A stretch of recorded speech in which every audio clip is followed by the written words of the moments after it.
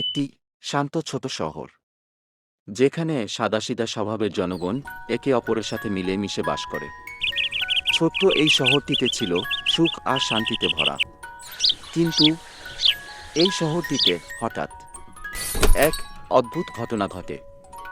শহরের মাঝখানে একটি বিশাল উল্কা আছড়ে পড়ে। সবাই আতঙ্কিত হয়ে দিকবেদিক ছুটাছুটি করতে শুরু করে।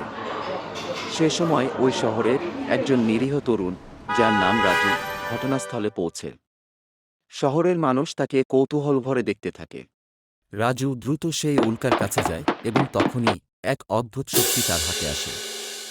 হঠাৎই সে তার নিজস্ব শক্তি ব্যবহার করে উল্কার বিশাল অংশটি তুলে ফেলে। স্থানীয় লোকজন এই দৃশ্য দেখে হতবাক হয়ে যায়। রাজু তখনও জানে না যে সে কিভাবে এমনটা করল।